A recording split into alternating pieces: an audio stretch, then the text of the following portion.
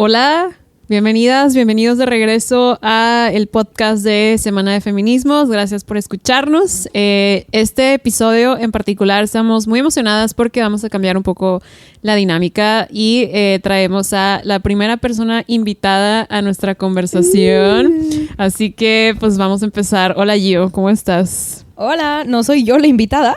No, Gio no es la invitada, por cierto. No, muy bien, también muy emocionada. La verdad es que yo el día de hoy traigo más preguntas que otra cosa. Como siempre traemos, creo que ambas dos, muchas opiniones. Pero es muy padre porque vamos a poder hacerle amplias preguntas a nuestro invitado. Así es, así que queremos presentarles a el primer invitado del podcast de Semana de Feminismos, que es nada más y nada menos que nuestro señor productor de audio, el creador de nuestra música, René Rodríguez. Hola. Hola. Y si se acuerdan del episodio pasado, me tengo que comer mis palabras porque yo terminé en el episodio pasado diciendo que en ese episodio no habíamos hablado de la experiencia de vida masculina, sí, porque este no era un podcast sobre la experiencia de vida masculina. Pero han pasado muchas cosas entre ese último episodio y tenemos muchas cosas que decir sobre la experiencia de vida masculina y la socialización de la masculinidad y demás. Así que dijimos, pues, queremos la experiencia propia de alguien que ha pasado por todo ese proceso de socialización. Y pues nuestro episodio de hoy, como lo podrán haber visto en el título, hablará y expondremos un poco más a detalle cómo es esa experiencia y cuáles son las características o la gran famosa, ya conocida como la crisis de la masculinidad de hoy en día. Así que bienvenidas, bienvenidos y comenzamos.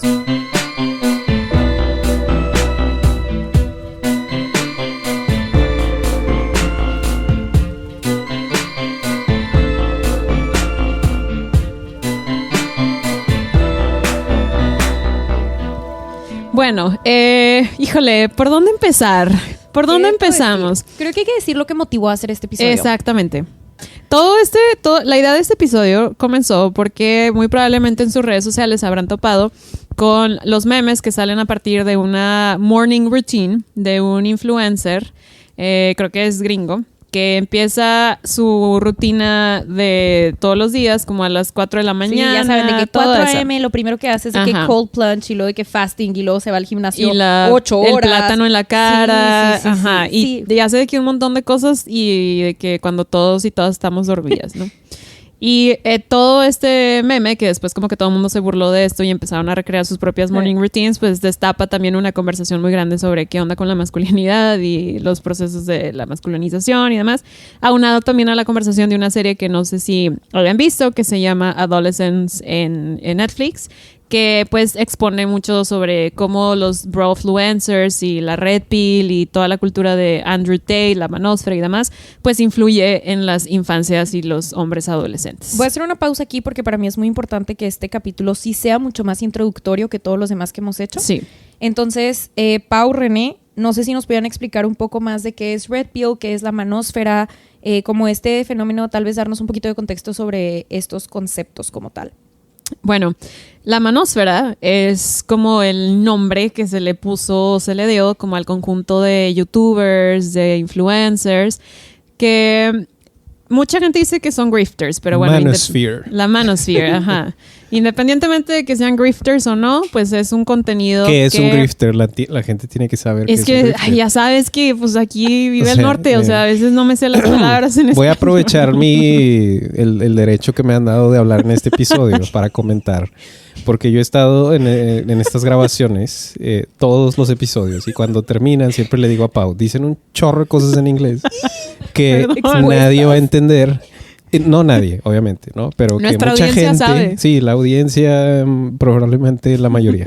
Pero mucha gente son términos muy específicos y sí, pues hay que ayúdanos, ¿cómo explicarías un grifter? Un grifter es como una persona que no cree necesariamente o que sabe que lo que está pues una persona cínica, es una persona que sabe que lo que está empujando, lo que está tratando de convencerte o venderte o lo que sea, ni él cree en eso, exactamente. O sea, básicamente saben que es contenido que pega, conocen bien como la audiencia, el mercado, es a lo que la gente le responde y saben que lo pueden capitalizar. Exactamente. Les gusta ser controversiales porque sabemos que el algoritmo te empuja a las cosas que van a generar controversia.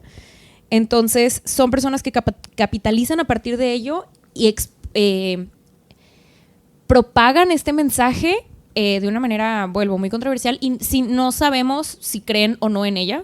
Yo sí tengo mis teorías de personas que creen en ella y otras que creo que no. Sí. Ya lo hemos discutido, creo que también en el episodio de Tradwife discutimos como este fenómeno. Sí.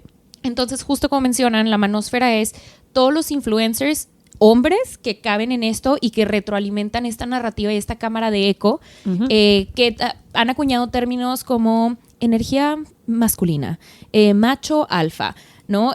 Como que todo esto de alpha male, el beta, ajá. Entonces, como que empiezan a acuñar todos estos términos, crean esta nueva terminología y crean una especie de pensamiento grupal que es ahorita muy popular, sobre todo entre generaciones más jóvenes. Ahorita Pau nos va a hablar un poco más de eso. Y este es el contenido que se le denomina en Estados Unidos, supongo yo, Red Pill, o sea, píldora roja, que según lo que yo investigué, en su momento esto viene de una referencia a Matrix. Así es. Sí, si nos escuchan, si han visto la película Matrix. Perdón, es que yo doy clases y ya estoy acostumbrado a que digo, sí, como en Matrix. Como cultura general. Sí, exacto, y todos son de qué serie es esa o de qué cuenta. Algo que nos ha faltado mencionar de esta introducción es que es un contenido extremadamente misógino, que cree en la desigualdad de género, que cree en la superioridad masculina por encima de la femenina. Y que no solo cree, o sea, como en la desigualdad de género, o sea, no, porque obviamente defienden que como que a nuestra raíz los roles somos naturales, diferentes, que hay roles naturales, sino que genuinamente creen que esto es lo que va a traer balance y que culpan todos los problemas actuales que pueden estar enfrentando los hombres, los jóvenes, en el feminismo, las mujeres, que ya no nos adaptamos a ciertos roles, que el mundo está cambiando. Entonces, están volviendo a empujar de cierta manera como estos valores hipertradicionales, nada más empaquetados de una manera nueva y brillosita. Así es. Para que la nueva generación lo consuma. Si escucharon el episodio de la Tradwife, es como el complemento de la Tradwife. O sea, es un contenido, un pensamiento, porque ya también es tan grande que tienen hasta como una epistemología, diría la gente en la academia, de conjunto de ideologías, un sistema de creencias que está basado como en los roles tradicionales de género, pero no solo como en los roles tradicionales de género que exploramos con la Tradwife, pero una misoginia pura. O sea, genuinamente creen y defienden y tienen argumentos, por ejemplo, de que a las mujeres les gusta ser sumisas, hay que domarlas, ellas tienen que sufrir porque nosotros somos los que proveen, los inteligentes, los que son fuertes, etc. ¿Han visto o han leído? Hay un libro que se llama El cuento de la criada, Handmaid's Tale. Es un libro, es una serie. Lean el libro. Margaret Atwood. Sí, un beso a esa señora. Pero básicamente nosotras vemos eso y decimos terrorífico, súper distópico, y ellos dicen, oye, qué buena idea. Sí, literal. Pero explícanos, René, lo del Red Pill. ¿A qué se refiere esto? ¿En qué sentido? En cómo lo usan en la manósfera y qué relación tiene con Matrix. Pues es que, si vieron la película de las Wachowski que se llama The Matrix. Ya ves, lo dijiste en inglés. Pero es que así se llama la película. Ahora o sea, si no, La Matriz, perdón. Si nadie le dice si no vieron La Matriz, la película protagonizada por Keanu Reeves y donde sale pues esta historia, ¿no? De su personaje, que es un personaje que eventualmente... la historia es muy compleja porque es de ciencia ficción, pero se da cuenta que vive en una simulación de cierta manera, ¿no? Que está siendo controlado, explotado y que su destino está completamente dirigido por las máquinas, ¿no? Y esta cuestión de... pues un poco la paranoia de las máquinas y la tecnología y todo esto. Bueno, hay un concepto en esa película donde después de que a él le muestra, está basada en el mito de la caverna y todo esto, ¿no? Entonces le muestran a su personaje y le dicen, ahora que viste la verdad, pues es más dolorosa que la versión de la vida que tú tienes, de la simulación, exactamente. Entonces, pues le da a elegir, dice, ¿quieres salir de la simulación o quieres quedarte en la simulación y seguir viviendo tu vida como siempre? Engañado, ¿no? Y entonces es una píldora roja y una píldora azul. Y obviamente el protagonista pues dice, no, zafo. La verdad, quiero la verdad. Y salgo de ahí, ¿no? Entonces, bueno, ese es el contexto un poco para entender por qué viene de esta película, ¿no? Pero es un concepto que en la manósfera o en esta cuestión, ¿no? Es como casi la bandera de como que une, ¿no? Es como una cuestión como de símbolo, ¿no? Que pues creo yo que crea como cierta unidad o cierta como causa común. Una cosa así como de, pues... Sí, o sea, este es el mundo que la gente tonta sigue, ¿no? Y nosotros que estamos... Exacto, y nosotros que estamos como despiertos realmente, pues conocemos la verdad, ¿no? Entonces, por ahí. Así es, que cabe mencionar que obviamente la forma en la que se ha usado el concepto de la píldora roja no fue la idea original de la película, ¿no? Sino que las hermanas Wachowski no pensaron de que sí, vamos a reproducir la supremacía masculina a costa de todo y este va a ser el estandarte, sino que ellos lo toman a partir de que yo sí acepto la realidad.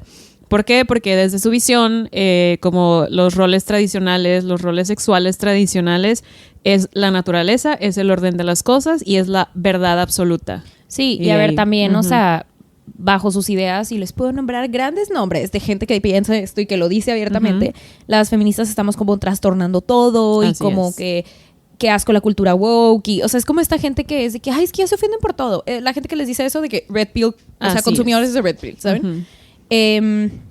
Y sí tienden a ser como personas que, pero a ver, justo lo hablamos también en Tradwife y lo quiero retomar aquí.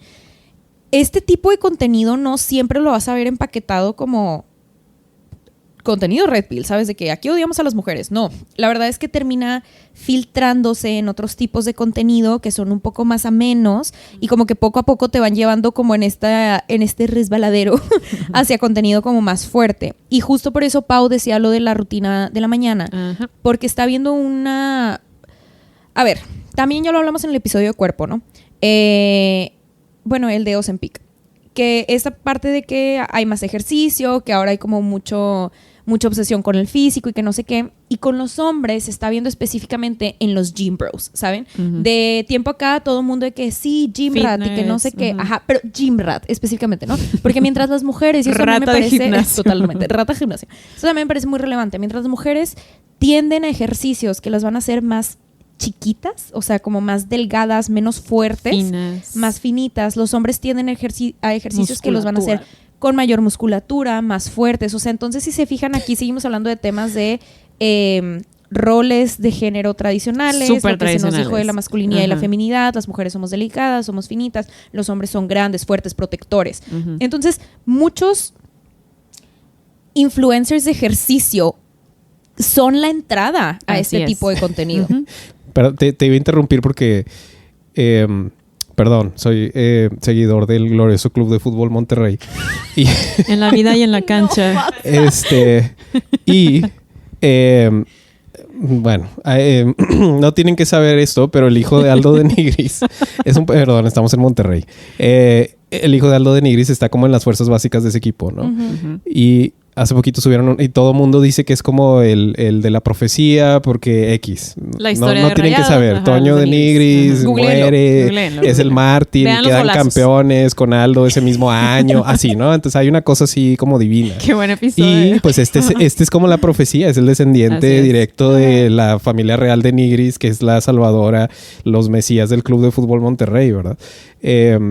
Y entonces está en las fuerzas básicas, tiene creo 16, 17 años. Wow. 16, Aldo Patricio de Nigris. Y todo el mundo se está volviendo loco porque, o sea, es muy bueno. Y dicen en el equipo, porque estamos hablando de fútbol, pero bueno. Tú lo trajiste a la mesa. Es que a esto voy. Era muy rápido, pero lo hice muy largo. Entonces, X, ya quieren que juegue con el equipo porque es muy bueno y todo. Y subieron una foto donde están entrenando con el equipo principal, donde él está entrenando. Y todos los comentarios de los vatos eran de que chécate la piernota. De que, pero en el sentido de que no puedo creer que tiene esas piernotas, de que no ya creer. Quisiera yo. Ajá, entonces era un poco por ahí que, o sea, es neta que... hasta los propios vatos se comentan sobre, oye, no, traes la pierna. Los hombres se sabrosean bien duro. Sí. La obsesión de los hombres, y aquí voy a volver a seguir en el fútbol, con Sergio Canales y Sergio Ramos. Claro. O sea, es amor, es romántico. Totalmente. Es de admiración física, es admiración filosófica, es una cuestión muy extraña, que justo es lo que mencionaba yo y que quiero retomar eso. Como todo el contenido y los discursos de la manósfera, pues los podemos identificar luego, y el incel y demás, ¿no? Pero algo muy particular de cómo deriva hacia como la cultura del fitness es precisamente que se desdibuja un poquito como esa... intención de supremacía masculina y no lo vemos tan directo, pero justo ahí está presente, ¿no? O sea, regresamos al mismo arquetipo, estereotipo, como le queramos llamar, de que el hombre fuerte y musculoso es el hombre de verdad. Eso. Y entonces se vuelve como a reproducir esta noción de la masculinidad hegemónica, etcétera, que exploraremos más a detalle ahorita con los testimonios de René. Pero que está muy presente, o sea, está sumamente presente a diferencia de otras épocas en las que a lo mejor como el ideal de masculinidad se había desdibujado en otras cosas o había como una variedad más amplia. Y ahorita este es el centro, esto es lo más popular, esto es lo más presente. Tiene que ver evidentemente con algo que hemos explorado en otros episodios, de pues el algoritmo está muy fuerte y empuja estos discursos y estos contenidos, ¿no? Pero sí, el enfoque en el cuerpo es muy intenso. Y con el ejemplo que nos mencionaba René, algo que a mí me llama mucho la atención es que es sumamente homoerótico. Ay, sí. Como dice René, o sea, es como se admiran entre ellos mismos lo perfecto que puede llegar a ser el cuerpo del otro hombre, pero cabe mencionar, siempre tiene que quedar claro que son heterosexuales y que no hay ningún índice de homosexualidad porque hay que reiterar la masculinidad y la masculinidad como heterosexual. Pero es sumamente homoerótico mucho de este contenido. Muy. La verdad es que me gustaría ahondar en eso. O sea, de verdad siento que amerita todo otro episodio. Entonces creo que no es el tema del episodio. Pero como que todo este tema de lo homoerótico entre hombres... y no sé si han visto muchos memes de que ¿te gustan las mujeres de verdad? Entonces, siento que sí me gustaría hablar de eso en otro episodio. Sí. Pero sí, estoy completamente de acuerdo. Y también en el otro episodio, es que saben que, vuelvo, este es el espejo de varios episodios que hemos hecho. Entonces, también en otro episodio, en Peak Fillers, vayan a escucharlo, hablábamos de capitales sociales, voy a hablar de Bourdieu, me voy a meter a sociología. No, queremos la versión TikTok, aparte. Que era el beauty... ¿Cuál era la versión del capital social de Bourdieu en TikTok? Ay, no me acuerdo. Beauty privilege. Pretty privilege. El privilegio de belleza. El privilegio de belleza. Sí, que pues, bienvenida, no se lo ha inventado TikTok, Bourdieu lo dijo hace mucho. Así es. Pero entonces yo siento que justo los creadores de contenido Red Pill capitalizan como con el miedo de los hombres de perder ciertos capitales, ¿no? O de que se están desestimando ciertos inseguridades. Capitales. Totalmente. Entonces, de que en el momento en que la masculinidad y todo el rol de masculinidad, que ahorita voy con mis grandes preguntas para ti, René, se sostienen en tú eres el proveedor, entonces el capital económico es muy importante. En este mismo capital económico hay que llevarte con hombres poderosos y pudientes y no sé qué, y volvemos a lo que siempre hablamos como en el norte, las carnitas asadas donde se juntan y hablan de negocios, y entonces el capital social, vamos para allá, y dentro del capital social también es tener a mujeres muriéndose por ti, ¿no? Como dentro de esta masculinidad, como el todas mías, que todas sabemos como ese término. Y después, que lo mencioné en el episodio pasado, como que está justo el pretty privilege o como el capital de belleza, que siempre se refiere es como al que teníamos mayor acceso a las mujeres, que era más fácil, que se podía explotar, lo que sea. Pero yo justo siento que ahora que los hombres están sintiendo temblar sus otros capitales ante como esta crisis de masculinidad que hay. O que se les cuestiona, que se les cuestionan. Están buscando afianzarlos todos. Sí. Y también se están agarrando del de belleza, porque entonces, y es lo que siempre nos dicen de que, ay, pero entonces no es acoso si es uno, o sea, si es un hombre guapo y si es un hombre feo y que no sé qué, de que estás hablando de capital, o sea, volvemos a lo mismo, ¿no? Estás hablando de capitales y demás. Entonces siento que los hombres justo se escudan siendo como súper mamados, como súper mamados y súper gym rats, así como retener ese poder, sí, totalmente, retenerlo y poder tener opiniones terribles y que no sean tan señaladas como un incel. Sí, porque es hegemónico. Hay en clase del cuerpo, bueno, de antropología del cuerpo, sonó muy raro la clase del cuerpo, cuando vemos masculinidad, anatomía, sí, hablamos de masculinidad, no, pero yéndonos así como a las cosas básicas que queríamos reiterar con este episodio, lo mismo que dijimos con la feminidad, ¿no? La masculinidad es una construcción social, cultural, histórica, y algo que yo siempre les digo en clase es que fíjense cómo reiteradamente a través de la historia como las características básicas de la masculinidad se han mantenido, ¿no? En términos sociales, en términos de poder y en términos inclusive hasta estéticos. ¿En qué sentido? En que es reiteradamente como constante a través de la historia la cuestión del físico, ¿no? La cuestión de imponer.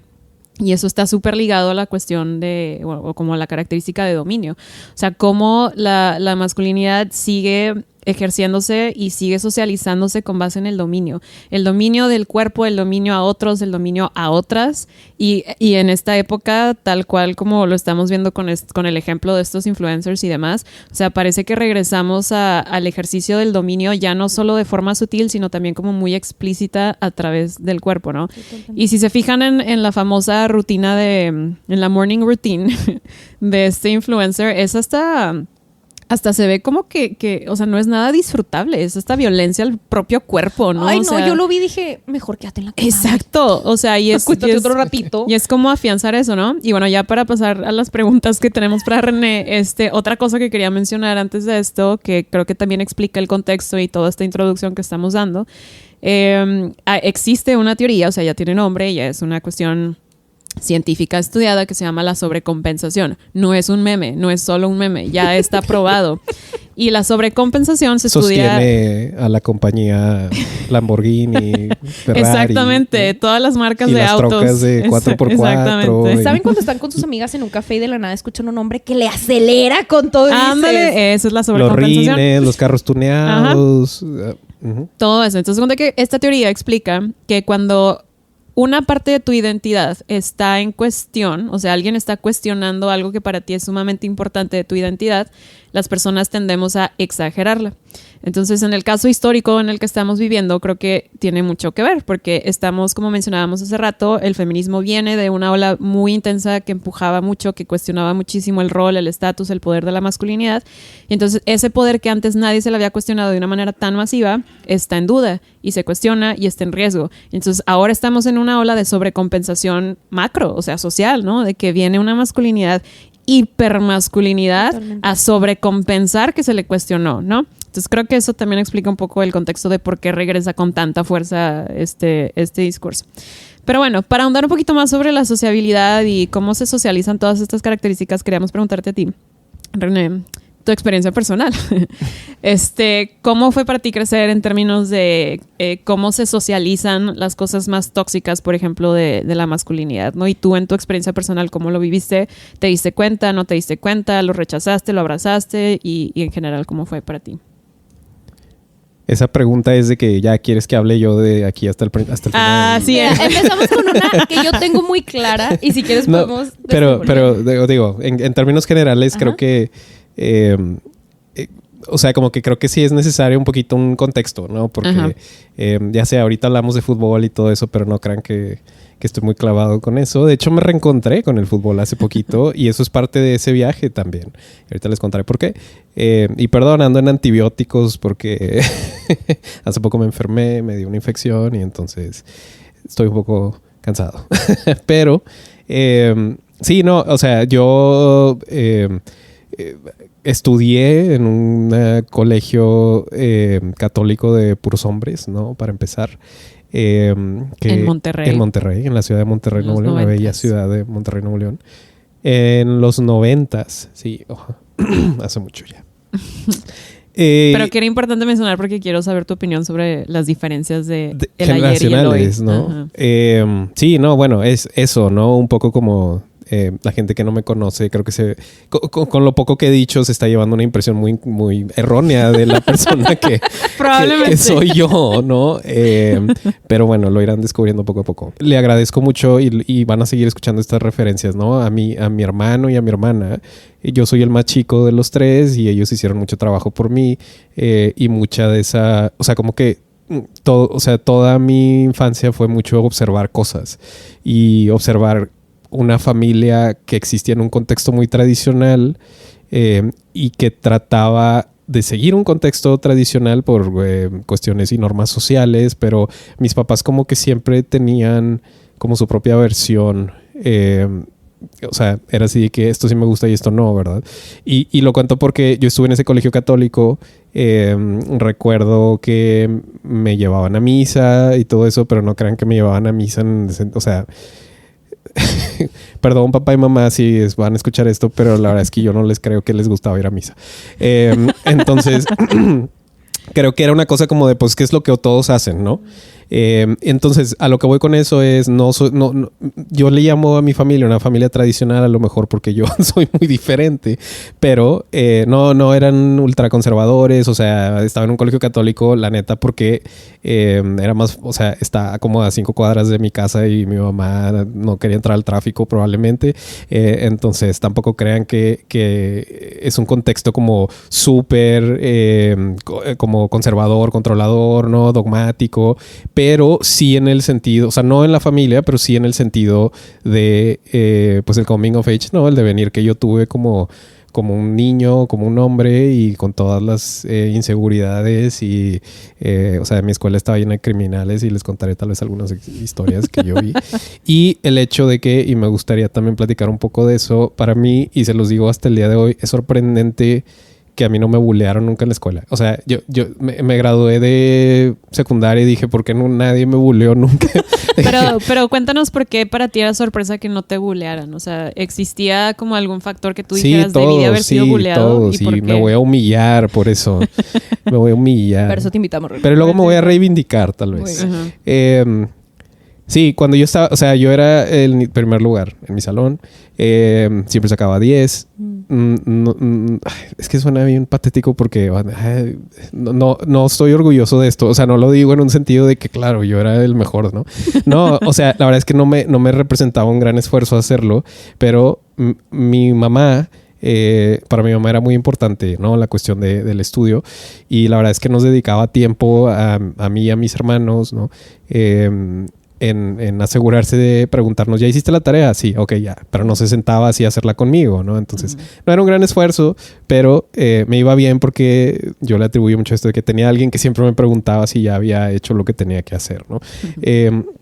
Y yo veía que muchas de las familias de mis compañeros pues no necesariamente tenían el privilegio necesariamente, o desde la cuestión material y desde la cuestión también social y la dinámica familiar, como para a veces tener pues alguien que les escuche, que les acompañe, que ¿no? Y entonces estoy suponiendo que voy a hablar mucho de mi mamá y de mi hermana en este episodio. Me iba bien, el primer lugar, casi todos los años había un maldito niño que a veces era de que el que ganaba eso. Y la verdad es que era el único momento en el que me importaba, porque cuando yo lo ganaba era que, y cuando era alguien más decía que ¿por qué no fui yo? ¿Verdad? Pero no me esforzaba mucho, entonces realmente no me deprimía, ¿no? Y la neta, no sé, hasta el día de hoy,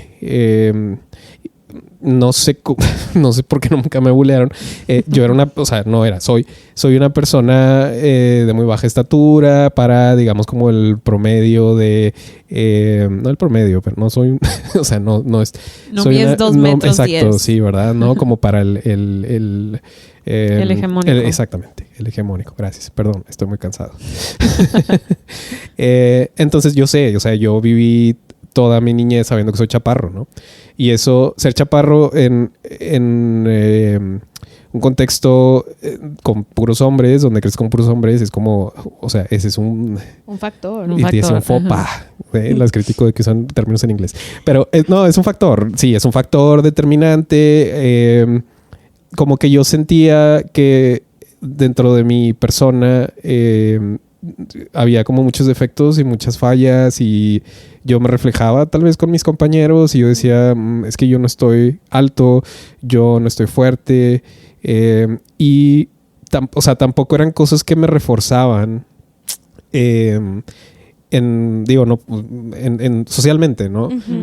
Y entonces yo sí sabía o sí tenía en mente que esto era un ideal, ¿no? O sea, era una cosa donde... O sea, que desde chiquito te diste cuenta que, pues claro, como que existía pues sí, ese ¿no viste Terminator? Claro. ¿No? Entonces, pues sí, yo no era Terminator, ¿no? O sea, yo era probablemente mucho más cercano a, no sé, el villano que le gusta la música clásica y que se ríe muy agudo.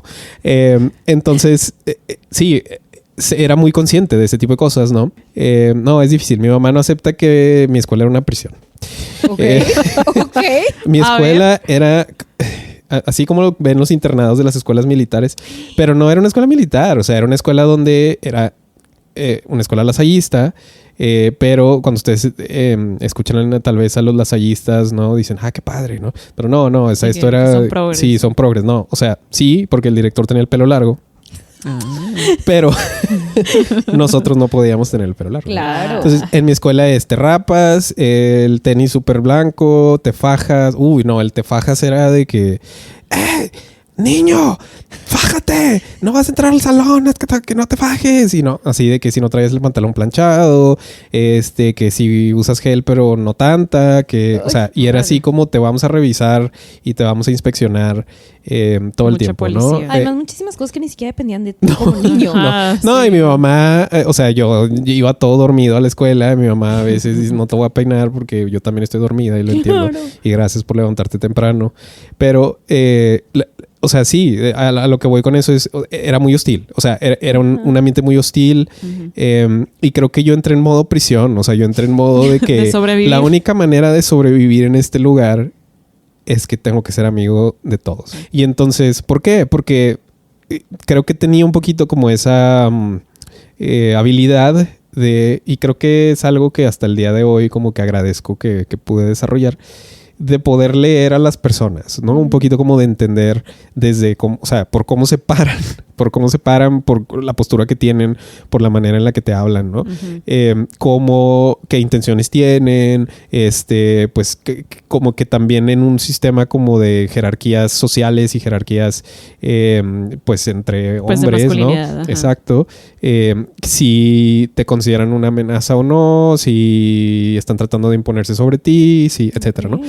Y yo era el niño que hacía todas las tareas y me valía que se las copiaran. O sea, era de que, no hice la tarea, me la prestas, Simón, toma, ¿no? Y entonces empecé a ganar como mucha buena fe, ¿no? Okay. Y creo que por eso nunca me bulearon. Eras la fuente del progreso de todos. O sea, yo nunca pude haber sido un incel porque nunca me bulearon. Y sí, entonces, por ejemplo, yo les pasaba la tarea. Fue cuando me empecé como a... pues las personas me conocían. Todos nos conocíamos porque eran poquitos grupos, ¿no? O sea, tampoco me pusieron. Pero... cuando yo hacía fiestas de cumpleaños invitaba a todo el salón, ese tipo de cosas, ¿no? Que es de que no excluir a nadie, no discriminar a nadie, ser como el mediador. ¿Han visto Dazed and Confused? Claro. Bueno, es una película de Richard Linklater. Voy a hablar mucho de películas porque eso me encanta. Si la han visto, hay un personaje ahí y justo ya esta película yo la vi cuando ya era un estudiante en la carrera, pero dije, ese era yo sobreviviendo entre hombres, ¿no? Y si se dan cuenta en esa película, si la ven algún día, pues hay un personaje que es así como el mediador entre los freaks, los geeks, los góticos, los jocks, ¿no? Así todos los grupos de la prepa. Y yo en la primaria era un poco eso. O sea, era así como, pues me llevo con los que reprueban y pues a lo mejor a mi mamá y a mi papá no les gustaba mucho que me llevara con ellos. Con los niños que se juntan a fumar en el parque también eran mis amigos. Los que patinaban eran mis amigos. Los que jugaban fútbol eran mis amigos porque mi papá me llevaba al estadio de los Rayados cuando estaba el estadio del TEC todos los sábados. Y entonces yo era muy apasionado del fútbol, ¿no? Y lo quiero mencionar porque ya sé que ahorita lo dije y que sigo a los Rayados, pero hubo un punto en mi vida donde me alejé mucho de, digamos, como estas cuestiones hegemónicas de la masculinidad, muy a propósito, también a raíz de relaciones difíciles, ¿no? Que tenía yo con hombres, ¿no? Como mi papá, por ejemplo, ¿no? Pues esta cuestión de sobrevivir, ¿no? O sea, para mí... o sea, creo que yo vi, o sea, y se los digo porque yo lo vi, ¿verdad? Yo vi muchos actos de violencia. Yo veía cómo buleaban a mis compañeros, pero, o sea, feo, ¿no? O sea, cuestiones así de... Violencia, o sea, los agarraban y los metían al bote de la basura y el bote lo rodaban por las escaleras. Llegaban con alguien, le volteaban toda la mochila, la aventaban afuera. Agarraban el bote de la basura del salón y se lo ponían en la cabeza. Les bajaban los shorts a todos, pero creo que esto sucede en todos lados. Bueno, no sé, a lo mejor yo probablemente. Les bajaban los shorts a todos así enfrente del salón, ¿no? Wow. Bueno, a mí nadie nunca se atrevió a hacerme ninguna de esas cosas, ¿no? Wow. Y para mí fue sorprendente porque yo veía todo eso y yo decía, ¿cuándo me va a tocar a mí, no? Claro. Había... Alguien una vez llevó un gas pimienta y todo el salón empezamos a toser. Había muchos cuchillos. A cada rato se peleaban. Creo que lo de la cárcel sí, Era más en por serio si lo es que en pensaba. serio. sí, Sí. era más adecuado. Había muchos cuchillos. No sé qué, pero sí había uno. Sí hubo uno. Y bueno, era un ambiente hostil, era un ambiente violento. O sea, era violencia, sinceramente. Y violencia que yo vi, violencia que no hice nada para detener tampoco y que fueron cosas como que también en un momento, pues todos eran mis amigos, ¿no? Uh-huh. Entonces era muy raro porque era así como que mis amigos violentando a mis otros amigos. Y Qué fuerte. Sí. es una de esas cosas que creo que te hacen pues cuestionarte muchas cosas, ¿no? O sea, sí se vuelve un problema existencial, ¿no? En ese momento porque dices, pues la neta no me quiero poner en el spotlight porque no quiero ser el siguiente, ¿verdad? Pero sí me duele pues, no poder hacer nada porque te estimo, ¿no? Y bueno, mi mamá tiene mucho orgullo y cuenta mucho una vez, no, fueron como 3 veces. Había una dinámica que hacían, bueno, aparte yo era el favorito de todos los maestros. Bueno, y ahora por eso soy maestro. Hace poquito me encontré, perdón, me voy a ir por una tangente así muy rápida. Hace poquito me encontré a uno de mis mejores amigos de la primaria y la secundaria. Y me decía que una vez tenía un profe en cuarto de primaria que nunca olvidaré. Porque un día llevé un CD, bueno, a ver si la gente no, yo creo que sí, porque ya está de moda esa música otra vez, ¿verdad? No, ya sé que sí es un CD. Bueno, llevé un CD de esta banda que se llama The Offspring. Sí. Sí está en cuarto de primaria me empecé a hacer punk. Y en cuarto de primaria. pues así, en cuarto, creo. O sea, eso fue en cuarto, ¿no? Sí. Entonces yo llevaba ese CD. A mi hermana, en ese entonces, mi hermana me lleva 8 años. A mi hermana en ese entonces le gustaba mucho Pearl Jam. Otra banda, gronchera, noventera, de Seattle. Y llevé un CD y el maestro me lo quitó. Pero me acuerdo mucho porque era un CD que tenía una calavera así como en la portada. No sé ni para qué lo llevé si no llevaba ni dónde escucharlo. Era el episodio como que de La Rosa de Guadalupe. Porque eras Mi el hijo chico es cool. emo. como que nada más quería presumir que lo tenía, ¿sabes? Aparte Sí. me lo compré en McAllen, De en que un Sam Goody, street una cred, cosa o así, sea, un Target, crédito ¿no? social Sí, que te claro. identifiquen. Y se lo quería enseñar a mis amigos porque creo que como que o sea, yo lo había escuchado y dije, esta banda está bien chida, sale en el Tony Hawk. y compren este disco, está bien bueno, se lo recomiendo. Y nos pusimos a ver el librito. Y era así como entre recreo, ¿no? Y ya llega el profe y dice, no puedes tener esto aquí. El profe Carlos, me acuerdo muchísimo. Marcado, Saludos, creo. espero que sigas viviendo, me cambiaste la vida. Oh. Y me lo quitó y me dijo, es que, pero así casi como pidiéndome perdón. Está bien chido este disco, pero te lo tengo que quitar porque no puedes traer estas cosas, me va a regañar el director. Entonces me lo quitó y me dijo, te lo regreso al final del día. Y este otro amigo es un amigo que, digo, eventualmente como que tomamos caminos muy similares. Es baterista de una banda que se llama Los Mundos ahorita. Uh-huh. Y pues él y yo como que nos empezamos a llevar bien con ese profe porque era punk. Era el profe chido. Era el profe chido, era el profe Carlos, el de cuarto. Y al final del día me regresó mi disco. Se suponía que me tenía que hacer un reporte y no me lo hizo.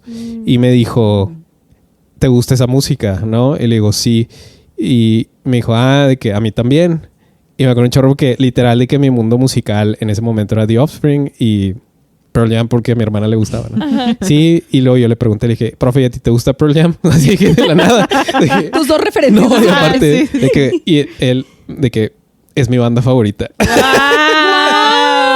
Entonces conectamos así como bien padre, ¿no? Y ese fue el primer profe, bueno, estoy seguro que yo era su estudiante favorito también, pero no porque me fuera bien, era porque habíamos tenido esa conexión. Claro. Bueno, es una historia trágica, ¿eh? No. Espero que siga vivo, no le pasó nada malo. Como a mitad del año se fue, no sé por qué. O sea, no terminó el año, haz de cuenta. Era el profe titular de cuarto de primaria y un día nos dijo, bueno, chicos, les tengo que anunciar que ya me voy a ir y no sé qué.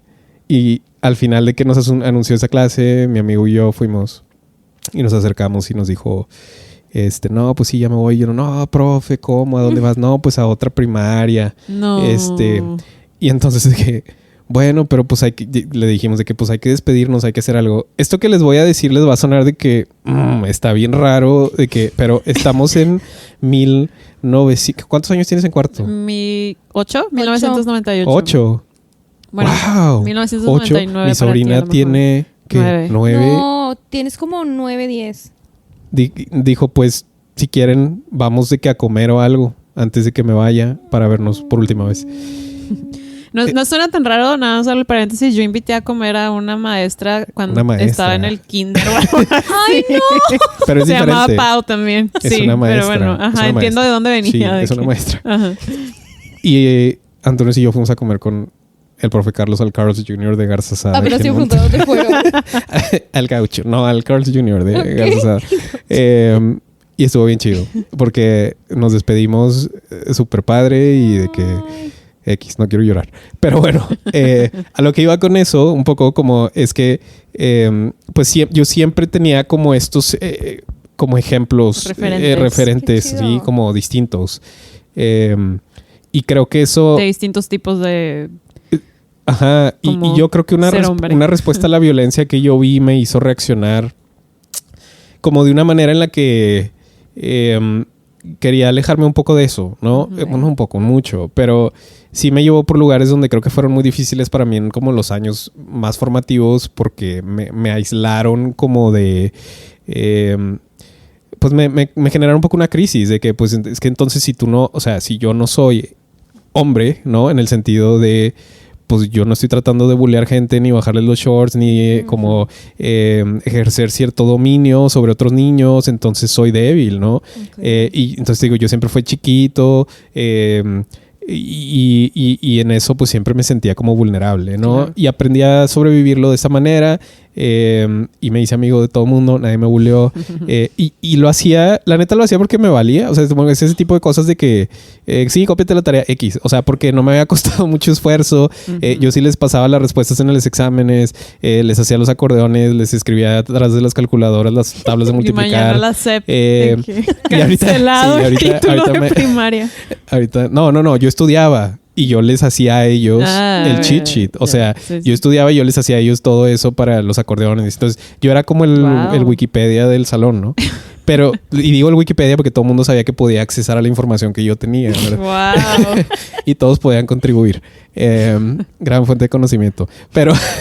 donen a Wikipedia. Entonces, el punto aquí era eso, ¿no? Un poco como...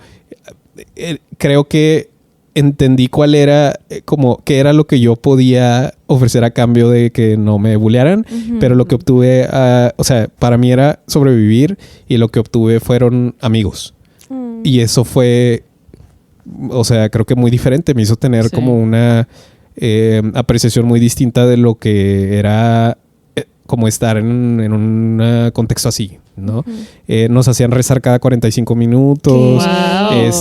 O sea, sí. Era un lugar muy horrible. No metan a sus hijos a escuelas. Yo creo que ya ni esa escuela era así, ¿no?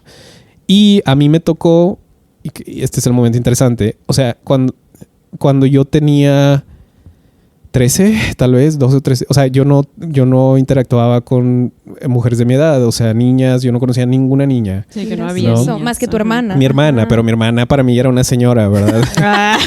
A esa edad, oigan, es que a esa edad, sí, claro. O sea, 8 años de diferencia es son mucho. De que ella ya está en otra onda, ¿verdad? Sí, claro. Entonces, sí. Y en eso, o sea, como que ese es un factor que me interesa mucho resaltar. Porque es un factor que, o sea, yo en mi devenir y en mi coming of age comparto con los incels. Que es, pues, o sea, para mí las mujeres de mi edad, o sea, y sí hay, ¿no? Hay cierto como despertar sexual en algún momento de ese camino, ¿no? Y es una cosa de, yo me acuerdo así el primer día que fue que, y yo estoy guapo. O sea, ¿sabes? Que es de que... o sea, ajá, que es un poco de que ya que empiezan a importar esas cosas, mis amigos empezaron a ir al gym, ¿no? Y entonces es una cosa así que... Y yo me acuerdo un chorro, no les voy a decir quién es porque es alguien... no voy a decir aquí quién es porque es alguien muy cercano a mí. Y me dijo de que, me acuerdo un chorro que me dijo, no te preocupes, te va a gustar después. ¿Sabes cómo? De que como eventualmente vas a entender como por qué es importante ir al gym. Y yo creo que la primera niña con la que yo tuve como una amistad, la conocí en un campamento de verano. ¿No? Era una niña y se llama Tania. Espero que todavía viva porque tenía... yo esperando que todavía vivan todos. De tu historia. No, bueno, pero la vida da muchas vueltas. Se llama Tania. No, y es que ella tenía como muchos problemas con su espalda y como que la operaron varias veces y sufría mucho, etcétera. Pero yo la quiero mucho porque llegué al campamento de Plaza Sésamo y fue de... Pensé que era broma, que era de Plaza Sésamo. No, era de Plaza Sésamo. Monterrey. Ya no existe Plaza Sésamo, desafortunadamente. Estaba en su prime, estaba todo muy limpio. No había cucarachas en el Teatro Abelardo. En el Teatro Abelardo. Así se llamaba. En Aquamundo. Tania, o sea, yo llegué. Bueno, esta parte me la salté porque ahorita no lo creerían, porque pues mi trabajo es estar hablando todo el tiempo. Era la persona más introvertida y tímida de todo el mundo. Mis papás se molestaban porque yo no le podía pedir a los meseros, probablemente cuando tenía de que ya casi 11 años, no les podía pedir el menú, ni la comida, ni nada, porque me daba pena, ¿no? Sí. Y eso también era un factor con el que, o sea, como yo batallaba mucho porque pues, mi papá es todo lo contrario. O sea, mi papá es muy asertivo, mi papá toma mucho espacio, mi papá toma muchas decisiones por nosotros en ese entonces, ¿no? Y lo admiro mucho también, ¿no? O sea, porque lo quiero mucho y lo admiro mucho. Pero sí era una persona... Entonces yo también tenía ese reflejo, ¿no? De que un hombre exitoso tiene que ser así. De que tiene que tomar espacio, exacto. Tiene que tomar espacio, tiene que levantar la voz, tiene que ser asertivo, tiene que... Y yo no podía. O sea, era una cosa que es que yo quiero porque eso es lo que es bueno y eso es lo que tiene que ser y no puedo, ¿no? Y entonces...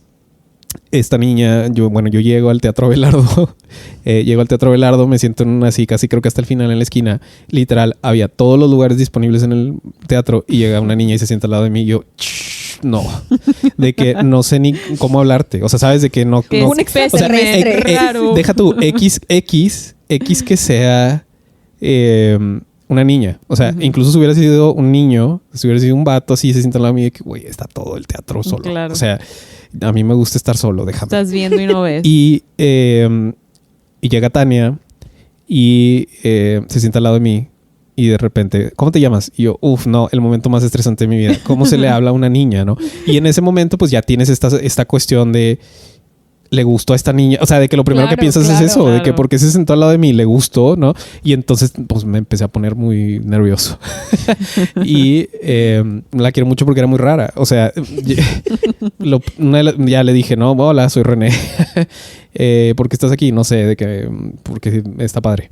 Y me dice, está bien padre tu mochila, ¿la puedo morder? De que nunca habías hablado con una niña o sea, esa era mi interacción con la primera mujer que conocí en mi vida de mi edad, ¿verdad? La primera niña me dijo, ¿puedo morder tu mochila? Y yo de que, claro, adelante, o sea, ¿por qué no? Sí, o sea, ¿te gusta morder mochilas? Excelente. Y, o sea, tengo que admitir que para mí eso fue como un momento como íntimo, extraño. Fue un o sea, hito. Fue una cosa como de un romper una pared así de que esto es como mi propiedad personal y me la estás pidiendo para morderla. ¿Por qué? Y en ese momento no me cuestioné el acto de morderlo, pero me acuerdo mucho porque pues la primera vez que hablé con una niña. Pero sí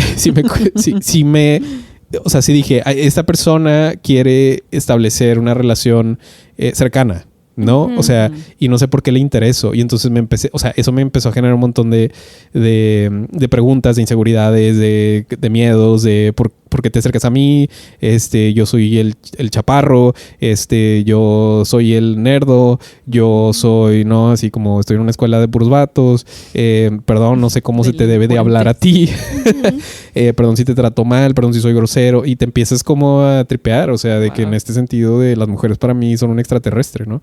Pero hay un deseo de ser aceptado y ser reconocido y ser sobre todo apreciado como hombre, ¿no? O sea, como niño. Y por eso les digo, o sea, yo creo que a esa edad ya 10, 11 años sí hay una conciencia sexual, ¿no? Claro. Y entonces, pues bueno, ya a lo que iba y la historia que creo que sí es un dato importante. Ella hablaba a mi casa para buscarme. No sé si quienes nos escuchan vivieron esto, es parte de su crecimiento, pero era such a deal, o sea, es un esfuerzo. Y pensar en que tus papás iban a contestar. Los papás contestaban en el teléfono. Y ella era, y por eso les digo que, o sea, creo que agradezco mucho que haya entrado a mi vida en ese momento. ella era así como súper asertiva. O sea, ella era todo lo que yo no era y que yo debía de ser porque, supuestamente yo debía de ser porque era hombre, ¿no? Y entonces me sacó así de que dije, pero ¿cómo si tú eres niña? O sea, de que ¿por qué tú eres la que vienes y te sientas? ¿Por qué tú eres la que vienes y me pides mi nombre? Exacto, ¿por qué tú tomas espacio? ¿Por qué tú me pidió mi teléfono al final de ese día, sabes? Y eso ya era de que, güey, o sea, ni los vatos me piden mi teléfono. O sea, desde que yo se lo di así como casi, creo de que, pero no me hables, ¿sabes? De que te lo voy a dar porque no quiero ser grosero, pero no me hables, por favor, ¿no? No quiero que mi mamá sepa que tengo una amiga. Claro. Híjole, no, es que tener una amiga era de ya, que... hay una implicación. No, ya, es tu novia. Distinta, o sea, si te hablaba, ya es tu novia, ¿no? Qué fuerte, ¿no? Y que esto a lo mejor después lo exploraremos con la heterosexualidad obligatoria. Ajá. Pero sí, hay esa implicación luego. Sí, y entonces... pues en esa parte, ¿no? Entonces me pidió mi teléfono al final de ese día y me dice, qué padre. Y lo que, o sea, de que te voy a hablar y así podemos seguir platicando. Y yo, pues nos vamos a seguir viendo aquí, ¿no? Pero duraba que una semana esa cosa, yo creo, ¿no? Y les voy a decir una cosa así bien de nicho, de que, perdón, pero eso fue por lo que bondeamos. Le gustaban mucho los videojuegos, ¿no? Y entonces, ¿por qué le gustaban los videojuegos? Porque tenía un hermano que le gustaban los videojuegos. Yo tenía una hermana que para mí, o sea, siempre ha sido pues un referente, ¿no? Para muchas cosas. Y ella tenía un hermano. Y entonces creo que teníamos como estas dos versiones de un hombre y una mujer que admirábamos como de cierta manera, ¿no? Y entonces no tuvimos como ese miedo, ¿no? Ella tenía una consola que se llama el Sega Dreamcast. Yo tenía la misma consola que se llama el Sega Dreamcast y les quiero decir que creo que éramos las únicas 2 personas en Monterrey que teníamos esa consola de videojuegos. Entonces nos empezamos a prestar juegos. ¡Ay, qué chido! Y a mí me parecía sumamente extraño que hubiera una niña que le gustaran los videojuegos. Okay. Pero mucho, muy. Pero ¿no? yo tengo ahí una pregunta. Sí. Dado que tú solo convivías con hombres... O sea, ¿tú qué escuchabas de las niñas como para que se te hiciera raro que a una niña le gustaran los videojuegos? Fíjate que, o sea, casi nadie de los niños que yo tenía cerca de mí, ¿no? Tenían muchas conversaciones sobre niñas más allá de sus hermanas. Claro. Y pues mi hermana era mucho más mayor, pero ellos sí tenían hermanas un poquito de la edad, ¿no? Entonces, o sea, sí, había conversaciones de que nada, es que mi hermana, que hueva, y de que se la pasan chismeando en la casa, y no, o sea, como que si escuchas estas cosas que yo no veía porque yo no tenía. Bueno, mi hermana también, digo, mi hermana es feminista, sí, muchas cosas, después a lo mejor hablaremos con ella. Pero, o sea, mi hermana no era una niña hegemónica, ¿no? Entonces, mi ejemplo era muy distinto. Sí. Y eso era lo que yo escuchaba. Entonces yo decía, bueno, a mi hermana entiendo que no le gusten los videojuegos porque ya es una señora. Ya es una señora de 18 años. Ajá. Pero a las niñas de mi edad no les gustan, ¿no? Porque es de hombres. Entonces... Que puede estar también como alimentado mucho el estereotipo, ¿no? O sea, de que también tu imaginario estaba alimentado de los medios y... lo que dicen los niños y lo que se construye socialmente de que lo que las niñas son. Y bueno, y esto también es como un refuerzo de todos los anuncios de videojuegos eran para niños, claro. Todos los personajes de videojuegos eran niños, bueno, hombres, niños, héroes, ¿no? Claro. Todo el género en general, ¿no? O sea, los videojuegos se acercan mucho al género fantástico y todo esto, y toda la fantasía está enfocada en los hombres, en los niños, y, ¿no? Y para las mujeres había otras cosas. Claro. La cocinita. Sí, y son cosas a las que te acercas a través de simplemente existir y ver la tele y ver comerciales y aprendes cosas, ¿no? Y bueno, ya, la historia con Tania nada más era eso. Ella me empezó a hablar a mi casa y a mí me daba mucho miedo. Mi mamá tenía que contestar y me tenía que decir, te está buscando una niña, y me hacía una cara así muy extraña que seguro ya no se acuerda, pero que, o sea, para mí era humillante que me hablara. Claro. Porque era de que, es que, no, o sea, yo no quiero tener una amiga porque no sé cómo tener una amiga, ¿no? Claro. Pero la quiero mucho porque me buscaba mucho y luego nos dimos cuenta que nos gustaba el Pump It Up, que es el juego de baile. Ajá. Y ahí nos hicimos todavía más amigos. Qué chido. Y luego pues ya empezó a tener problemas de su espalda. Me acuerdo que yo le hablé al hospital y era una relación muy extraña porque pues no, o sea, ella estudiaba en una escuela acá en el poniente de la ciudad lejísimo, ¿no? Entonces no teníamos esa cercanía. Bueno, fast forward en secundaria empezaron a dejar entrar niñas a mi escuela. ¡Ay! Gran cambio. Entonces... Y en una edad muy formativa también. Pero, fíjate que o sea, si para mí era difícil sobrevivir en una escuela con puros hombres, para ellas era 500,000 veces más, ¿no? Claro. Porque pues no creas que entraron la mitad del salón niñas, ¿verdad? Entraron de que 3. Entonces había 3 niñas. ¿Y las dinámicas de masculinidad seguían igual? Sí, ¿o claro, cambió? sí. O sea, las dinámicas de masculinidad era igual. A ellas se les trataba diferente, pero ellas empezaron a adoptar estos comportamientos donde empezaron a formar pandillas, se peleaban también y así, ¿sabes? Había ¿no? que sobrevivir. Había que adaptarse. Claro. Entonces tenían que tomar espacio y tenían que... Entonces las niñas de mi escuela tampoco eran como que una referencia de pues las niñas hegemónicas de a lo mejor una escuela de monjas o...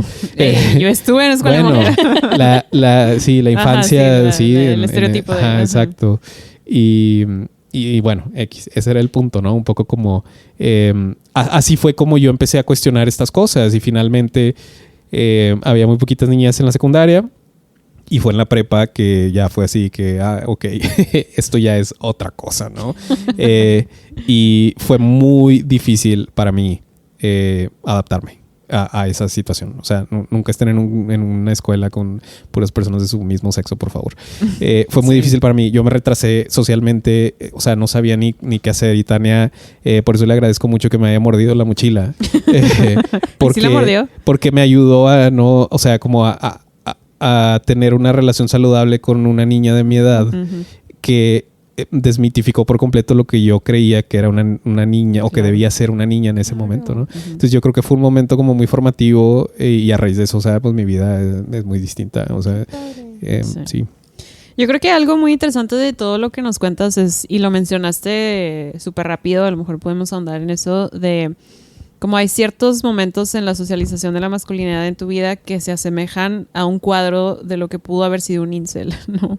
Sí, totalmente. ¿Qué es eso? O sea, no hay un contacto directo sobre, o sea, las niñas, o sea, que no hay como una socialización cercana a ellas. Tienes que sobrevivir un mundo súper violento donde la masculinidad es un dominio sobre otros y tienes que o ser el que domina o ser el dominado, que en tu caso pues encontraste como esta salida, ¿no?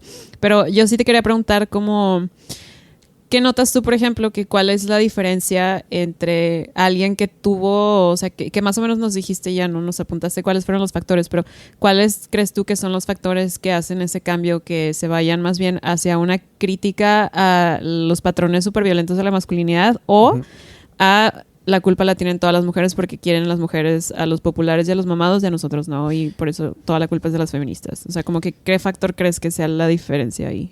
Creo que es un factor como de validación. Y la validación yo la obtenía de otras maneras en las que no, o sea, mi valía no era, o sea, bueno, en primer lugar como que no me importaba mucho en la validación, pero bueno, sí la obtenía mucho. Mi familia la verdad es que creo que cuidó mucho esos aspectos, ¿no? Y también me hizo nunca necesitar como una validación de ser hombre, y sí, o sea, como de ser hombre como en ese contexto.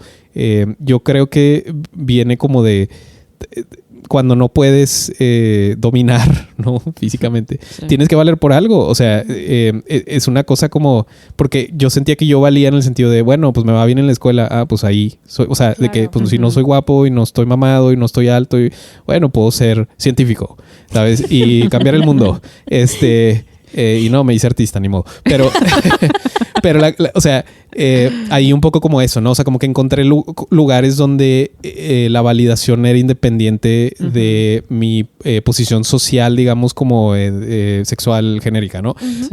Y entonces nunca necesité, porque en algún punto muy pronto acepté que nunca iba a poder ser Arnold Schwarzenegger. O sea, que yo nunca voy a crecer a ser ese adulto, ¿no? Sí. No me interesa. No voy a tener esa búsqueda y voy a encontrar como en lo que yo creo que puedo aportar y crecer y ser valioso y pues sí, ¿no? Sobrevivir. Sí. Y algo bien curioso de tu relato, que justo lo platicábamos ahorita, o sea, si se fijan, como toda la experiencia que René nos cuenta es un universo de un montón de inseguridades, que es justo a lo que apelan los discursos de la manósfera, de los redpileados y todos estos fitness influencers, que creo que, y tú nos podrás explicar mejor o darnos más detalles, pero hay como mucho énfasis en la corporalidad, ¿no? O sea, como En las piernotas de Aldo de Nigris. Piernotas de Aldo de Nigris. Es que tiene 16 años y toda la gente está impresionada. Es que, por ejemplo, eso. O sea, a mí se me hace eso. irreal, por ejemplo, que no reparemos de que es un niño de 16 años. Exacto. Y el comentario, por ejemplo, cuando es hacia las mujeres, y lo platicábamos en el episodio de los Empic, es de que, güey, no me hables de mi cuerpo. Estamos observadas, cosificadas todo el tiempo.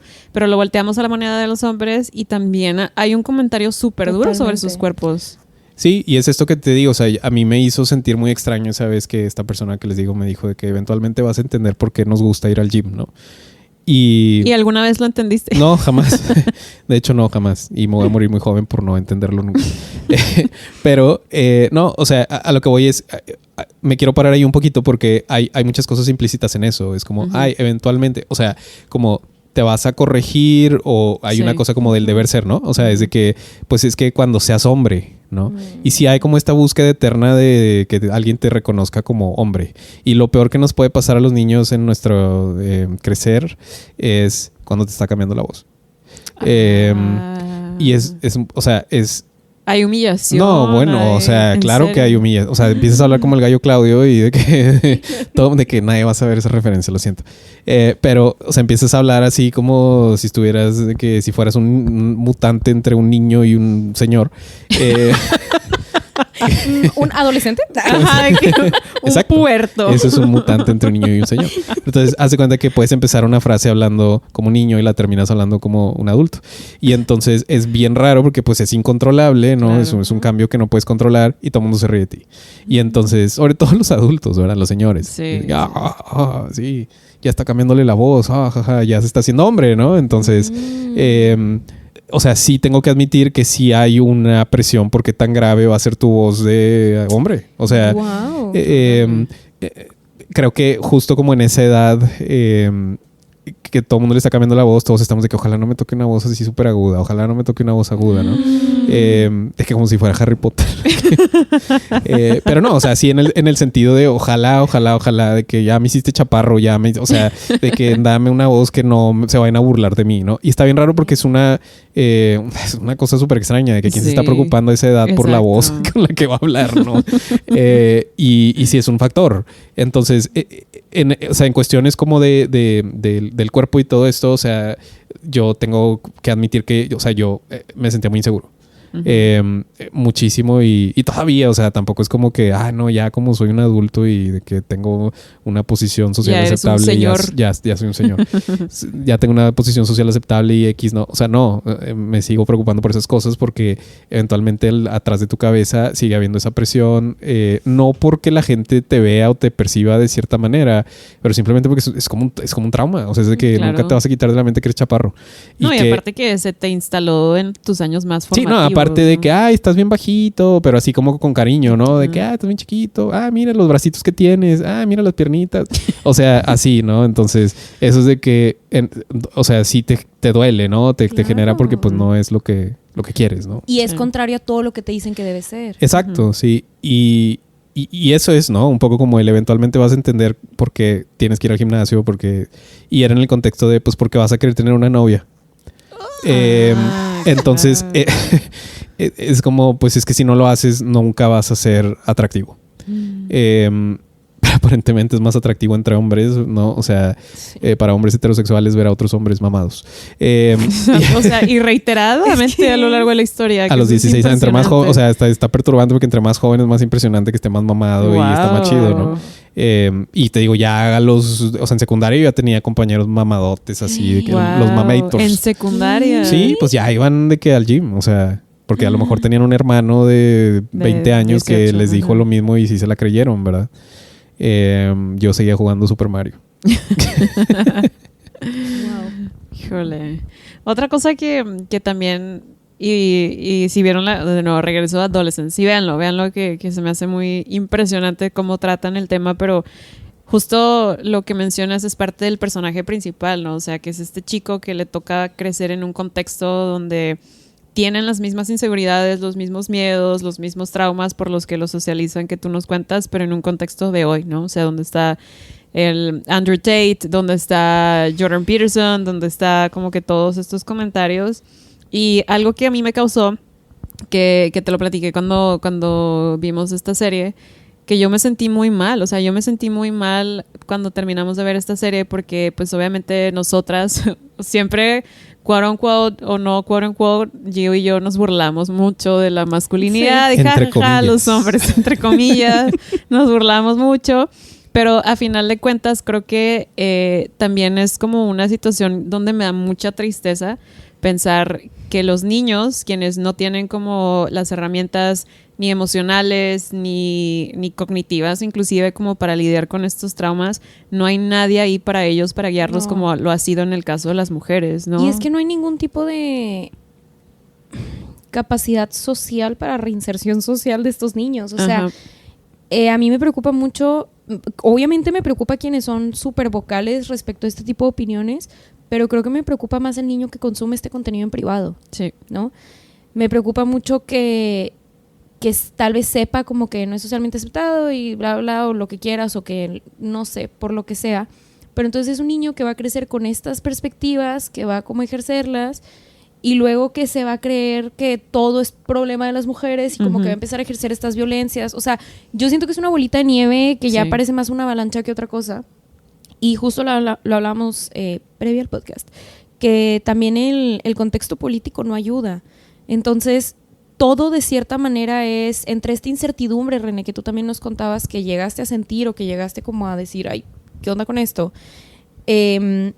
Si tú no hubieras tenido estos referentes tan buenos, estas personas en tu vida, me preocupa, y además con un acceso tan fácil a redes sociales y que con un algoritmo que te empuja tantas cosas, o sea, como que me preocupa justo, o sea, que los niños en vez de hacer esta reflexión tan importante que hiciste tú, su reflexión sea de que voy a consumir contenido Red Pill porque esta es la verdad y esto es lo correcto y voy a ser este hombrecito y bla, bla, bla, bla. Sí, y creo que eso, o sea, responde mucho a que la búsqueda que tenemos, tal vez, o sea, yo, como dice Pau, ¿no? Yo tuve un coming of age, un crecimiento, un devenir igual que los incels. O sea, la verdad es que en el sentido de llega un punto donde tienes que buscar porque tú una excusa de por qué, sí, o sea, al no poder ser hegemónico, no necesariamente buscar ser hegemónico, ¿por qué vales? O por qué eres digno de respeto en una sociedad masculina, ¿no? Y yo no tenía, o sea, creo que aquí la cosa es que yo empecé a acceder a buenos modelos a seguir, ¿no? Sí. Y lo digo en un sentido en el que tal vez no se lo imaginarían, pero fue cuando, pues por ejemplo, en cuarto, en quinto de primaria me empezó a gustar la música punk. Pero les digo por qué me gustaba la música punk, porque mi pedo era, o sea, la religión, ¿no? o sea, ese era mi problema. Tenías ¿no? un problema con Dios. Sí, tenía un problema con Dios. Y mi tío es sacerdote, mi abuelo era muy católico, o sea, y les digo, o sea, y la verdad mis papás nunca nos empujaron como obligado a eso, pero es una cosa en mi familia. Pero está muy cercano a ti. Que hay, exacto. Y yo lo respondía no por eso, porque la verdad mi tío es bien buena onda y lo amo porque es así que, ¿y tú qué crees? No, pues nada, está chido también. Y entonces la cosa aquí era un poco como mi rebelión no era hacia las niñas no me pelan, era hacia estoy harto de esta cuestión dogmática. Y entonces empecé a enfocar todo mi odio a cuestiones estructurales y sistémicas que justo también en la conversación estaba, o sea, yo me encontré con modelos a seguir que criticaban la masculinidad hegemónica. De que en la música... Y entonces, o sea, es como decir cine, de que... Ay, casi me caigo. Es como decir, pues yo tuve el modelo anti-incel. Y ese fue como un poco como el camino que me hizo ver que había otra realidad, que yo no tenía que estar mamado, que yo no tenía que... O sea, que el fin de la existencia no era gustarle a las niñas, era acabar con la iglesia y el Estado. Amén. Entonces... no, y ellos mismos, o sea, la música que yo empecé a escuchar, las novelas que yo empecé a leer y, o sea, mis modelos a seguir pues eran hombres que a lo mejor tenían pues esta cuestión de ser parte de la comunidad LGBT o tenían esta... y yo soy una persona heterosexual, o sea, no es como que lo seguía específicamente porque esta persona me representa o no, pero... Eso no era un aspecto que era parte del juicio. Era un aspecto como que está bien chida tu música, está bien chido tu arte, está bien chido cómo pintas, está bien padre la novela que escribiste, y admiraba mucho en cuanto a, como a roles masculinos. Me atraía mucho un pensamiento que quería romper todo y que era como estoy harto de los fascistas, estoy harto de, o sea, completamente lo contrario a lo que los incels tendrían ahorita. Eso. Y yo tampoco, o sea, es lo que les digo, amigos incels, si están escuchando esto, que no creo. ¿Te imaginas? Sí, ¿te imaginas? Se salieron en el minuto 1. Sí. Sí, las mujeres no es la culpa, y no es como esta cuestión donde tienes que como ser mejor, ¿no? Era una cuestión de mi enfoque fue más hacia cuáles son las cosas estructurales que están mal. ¿Y qué pasó con eso? Pues empecé a escuchar música que hablaba de la opresión de los pueblos indígenas, que hablaba de la explotación de las mujeres obreras, que hablaba de, o sea, cuestiones que dije, no sé ni cómo se escribe eso, pero deja googleo. Está padre porque el güey que está cantando está bien está emperradísimo porque y está Kurt enojado Cobain y todo enojado. Grita. Porque Kurt Cobain dice que el capitalismo no sirve. Exacto, como esas cosas donde yo digo, porque David Bowie se maquilla y se pone un traje bien brilloso y sale y canta y está increíble. Y entonces dije, ellos son hombres también, no están mamados, no salen con sus novias, o sea, de que la novia no es un accesorio, o sea, de que no es como un tema en el que ellas existen como alrededor de eso tampoco, ¿no? Y entonces me empezó a emocionar mucho y lo hice por encontrar como pues quieres encontrar una identidad, quieres encontrar a qué pertenecer, ¿no? Y yo la tuve que buscar, y creo que eso fue diferente porque fue una búsqueda, o sea, literal, la arqueología, ¿no? De la sociedad. Pero yo tuve que tomar una decisión. La decisión no vino a mí. O sea, la decisión no vino a... Eso. No vino como a... hoy en el Canal 5 vi una película que era sobre un hombre que somete a todas las mujeres y es bien feliz y por eso, o sea, eso está chido. No, o sea, fue de que la neta no sé quién soy, no sé qué hacer, no estoy mamado, estoy chaparro, de que no tengo amigas, no conozco a las niñas, órale, hay un güey aquí que está cantando sobre otra cosa que no tiene nada que ver con eso. ¿A poco se puede? ¿No? Y entonces pues tuve que buscar eso y pues todo está ligado, ¿no? Y me empecé a ir, me gustaba mucho ya cuando estaba en la prepa, en la secundaria, un género de música española que se llamaba rock radical, ¿no?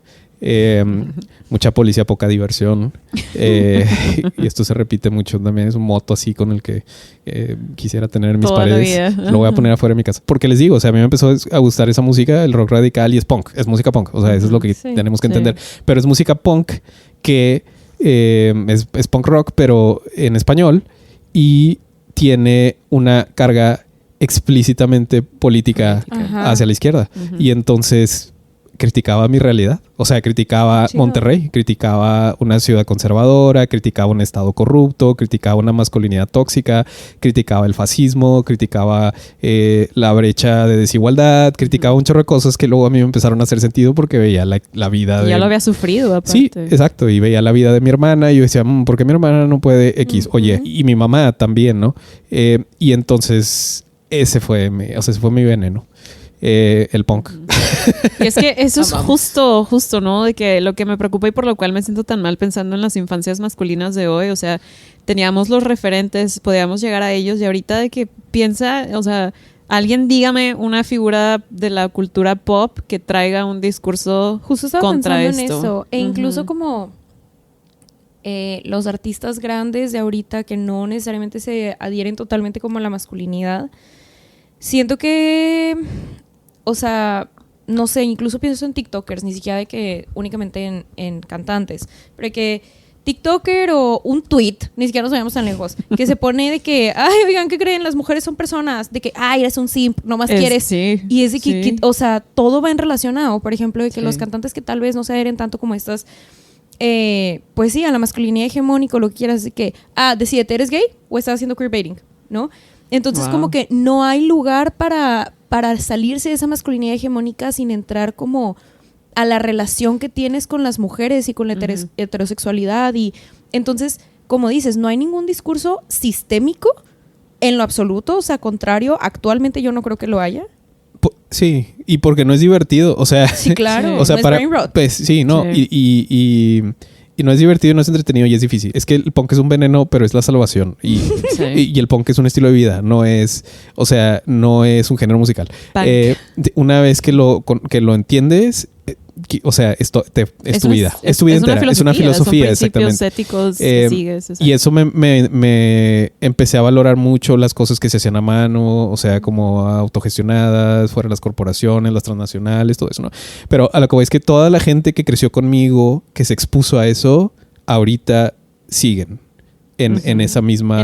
En ese canal. Exacto. Sí. Y entonces creo que fue muy difícil porque no les puedo decir que fue algo que nos llegó. O sea, fue algo que tuvimos que buscar. Y estaba chido porque era anti todo lo que nosotros creíamos que estaba mal, ¿no? Y eso me dio un propósito. Yo tengo otra pregunta, un follow-up. ¿Cómo fue para ti empezar a tener todas estas como realizaciones y decir, sabes de que 2 más 2 es 4? Siguiendo estando rodeado, por ejemplo, en secundaria, de muchos de tus compañeros hombres de toda la vida que seguían estas masculinidades mucho más hegemónicas, que el pacto patriarcal. El pacto patriarcal, por ejemplo. O sea, ¿cómo fue ¿cómo no hiciste cortocircuito, pues? Es que, y aquí voy a hablar de fútbol otra vez. Esa era mi pregunta. ¿Cómo regresamos a los Rayados? Sí, oigan, los Rayados van a jugar el play-in con el Pachuca. No, muy mala temporada para los Rayados, por cierto, esta temporada. Voy a hablar de mi papá. Y en silencio, así. Lo quiero mucho. La verdad es que si yo no hubiera tenido ese papá, no sería quien soy hoy, ¿no? Con todo lo bueno y las cosas que a lo mejor no son tan cómodas, pero que tampoco me atrevería a decir que con todo lo malo, ¿no? Pero sí, con las cosas, las fricciones, ¿no? Pues mi papá nunca fue una persona, y eso creo que no, o sea, no lo mencioné, ¿verdad? Mi papá nunca fue una persona así como que representara tampoco necesariamente los valores como físicamente hegemónicos de un hombre, ¿no? Pero sí tal vez los filosóficos, ¿no? Okay. Y entonces hubo un momento en este transcurso donde yo empecé a odiar la cuestión dogmática de mi escuela. Porque me hacían lavar los tenis, porque me hacían fajarme, porque no podía tener el pelo largo, por puras cosas bien superficiales como los incels. Pero que es control y disciplina. Sí, que es control, disciplina. O sea, es literal sometimiento. Sí. Y entonces a nadie quiere estar sometido. Los incels no quieren estar sometidos tampoco a la realidad en la que están. Y eso sienten, ¿no? Que los están sometiendo y etcétera. Bueno, X. A lo que voy con eso es... sí, cuando yo rompí con eso fue porque tuve un momento del que no voy a hablar porque es privado. Pero es un momento donde yo tuve que enfrentarme a mi papá. Y probablemente mi papá, no sé si ahorita lo recuerde, no creo. A mí me marcó, ¿no? Pero me marcó para bien en un sentido en el que conocí un lado distinto de él, ¿no? Y tuve que enfrentarme porque fue un día que me regañó, ¿no? Pero de una manera en la que nunca lo había hecho antes, no física, ¿no? Mi papá a mí nunca me... entre comillas, corregía. No me disciplinaba de manera física. No me tocó, no me pegó, no, nada. Yo no vi violencia física, ni abuso, ni nada de eso en mi casa. Mis papás tenían un matrimonio muy bueno. Tienen. Sí, fue un día que yo dije, se pasó, ¿no? O sea, como que yo tenía, híjole, no sé, a lo mejor estaba como en quinto, sexto, por ahí, ¿no? Yo empecé a llorar mucho porque me dijo una cosa como que a mí me hirió mucho, ¿no? Desde una persona... pues referente. Pues sí, es un referente mío, ¿no? Y quebré por completo con toda su filosofía, con todo lo que él representaba y dije, yo no quiero ser una persona así. Y en ese momento yo le contesté, ¿no? Y yo le dije, es que, ¿por qué me estás diciendo eso? ¿No? Y mi papá se sacó, o sea, le dije específicamente lo que me estaba diciendo, ¿verdad? Le repetí la frase y... no sé, a lo mejor se lo dije de una manera que era muy... que no se esperaba de un niño de esa edad, ¿verdad? Pero yo era una persona muy introspectiva, entonces analizaba todas las situaciones y leía todo eso, ¿no? Pero le regresé y le dije, es que ¿por qué me estás diciendo eso? Me lastima, o sea, me lastima mucho, ¿no? O sea, no se lo dije en esas palabras, pero ese fue la idea de lo que le dije, porque le dije cosas como... Yo estaba llorando, ¿no? O sea, cuando le dije esto y lo enfrenté y lo empujé un poco y le dije eso así como que, pero es que como yo no merezco ser tratado de esta manera por lo que sea que fue el error que yo cometí por el que me estás... No sé por qué estaba pasando mi papá en ese momento, ¿verdad? A lo mejor era algo complicado y yo nunca lo supe ni nada. Pero bueno, algo de eso tal vez estaba canalizado en la disciplina que estaban ejerciendo sobre mí. Y le contesté a mi papá, lo desarmé. O sea, yo no me esperaba esto tampoco, ¿no? Fue un momento realmente importante en mi vida que, pues, digo, a lo mejor para él no... O sea, sí fue fuerte porque tuvimos como un momento, pero a lo mejor él no se imaginaría que yo diría esto en este momento, claro. ¿No? Y me pidió perdón en ese momento. Y se me hizo bien extraño porque, o sea, como que reconoció un poco como el de que, ala, ¿no? O sea, como que se me fue que estoy hablando contigo, ¿no? De que te estoy diciendo esto. Y yo quise yo quise romper. O sea, le reconozco mucho a mi papá y por eso digo, lo quiero mucho porque cuando yo era niño yo no entendía eso. O sea, él me pidió perdón. Realmente se arrepintió de lo que me dijo. Y ahí, on the spot. O sea, no fue como que al día siguiente, que ya lo pensé. No, fue ahí de que, güey, no me di cuenta. Yo no me di cuenta que, o sea, que te estaba diciendo eso y que te estaba lastimando de esa manera, ¿no? Hice esto, ¿no? Entonces ya aquí fue como un parteaguas para mí porque empecé a como no querer enfrentar, porque la verdad es que creo que siempre he sido diplomático, pero sí internamente apartarme por completo, no de él, sino de la autoridad, exacto. Me empezó a traer toda esa filosofía, ¿no? Y alejarme por completo de esas cosas. Entonces, pues, ¿qué crees que era lo primero? Que teníamos como un bond, el fútbol. Entonces dije, es que el fútbol es para hombres que se comportan de esta manera y que tienen estas cualidades y que siguen esta idea y que etcétera, ¿no? Entonces lo olvidé y dije, qué asco el fútbol. Sí. Y todo lo demás. Entonces, todo lo que conlleva toda esa cultura, ¿no? Que paréntesis, o sea, cabe mencionar que es muy tóxica, o sea, puede ser muy tóxica y también adquiere muchas de las cualidades de la masculinidad más violentas, ¿no? Que es un universo complejo. Sí, también aquí voy a hacer un paréntesis igual y ojalá después hablemos de esto. No creo que hagamos más episodios de masculinidad. Hay que hacer un episodio de fútbol, Giovanna. Sí, ahí sí invitamos a mi noviecito.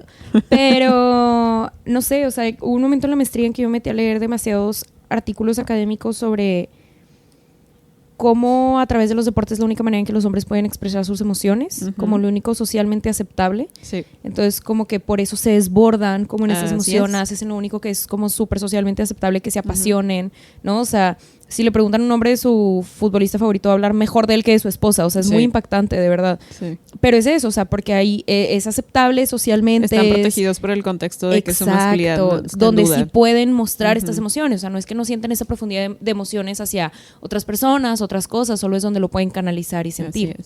Sí. Entonces tú lo rechazas. Sí, y tengo que reconocer, por eso digo que yo quiero mucho a mi papá y son cosas que en ese momento no entendí porque eres un adolescente, ¿verdad? También perdón, papá, por ser un adolescente. Si me alejé de ti, te quiero mucho. Y sí, y fue como esta cuestión como de alejarme mucho, ¿no? De lo que eso representaba. Y no, o sea, de que no querer seguir. Entonces ya no hice caso. Nada, ¿no? Y era de que a ti te gusta esto, entonces a mí no me va a gustar, ¿no? Y sí, o sea, eso es un poco como que creo que mi papá me dio, y va a sonar bien raro porque no quiero como decir gracias por ese momento, ¿no?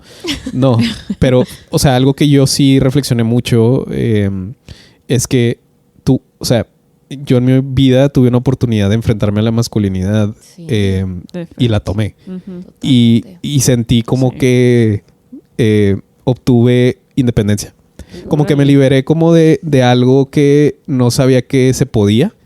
O sea, ¿por qué? Porque mi papá también, y es lo que les iba a decir, me enseñó a llorar. O sea, mi papá llora mucho. Y es algo muy bueno, ¿no? O sea, es algo que yo veo y eso fue un ejemplo. Y mi mamá, por ejemplo, no llora.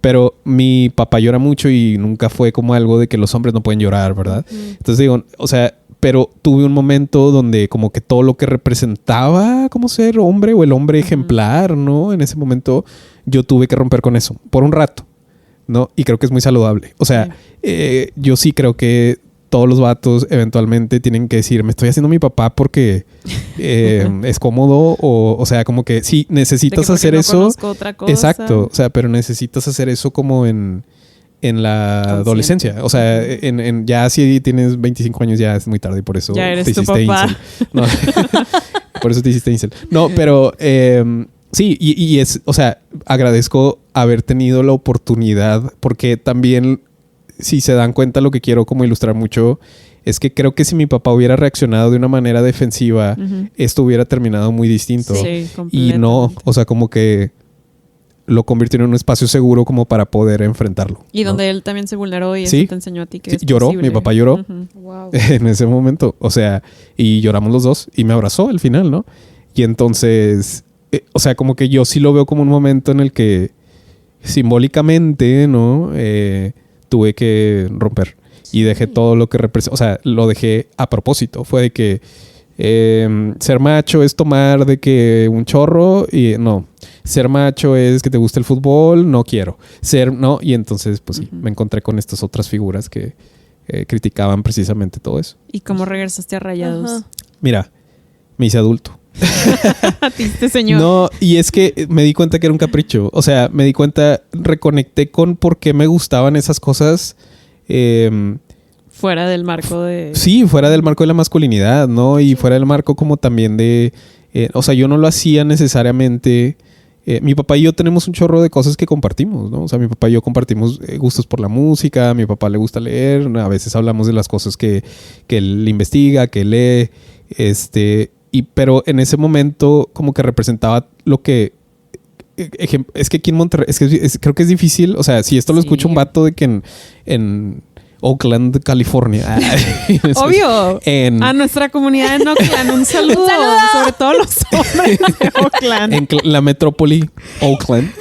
En Santiago de Chile, no sé. A lo mejor. O sea, no sé. sí, no van a entender a lo mejor lo que quiero decir. Tal vez en Argentina sí, ¿verdad? Pero en Monterrey el fútbol se vive como de una manera muy distinta. Muy fuerte. En mi escuela, o sea, te buleaban si perdía el clásico, el equipo al que tú le ibas, aunque no te llevaran ni la ropa ni nada. Pero era un bullying de que violento. O sea, no les estoy hablando de que, pobre tonto, Quiero perdió tu llorar. equipo. No, era de que, o sea, te bajaban los pantalones. O sea, es así de que, o sea, violencia. Wow. A mí nunca me pasó, pero lo vi.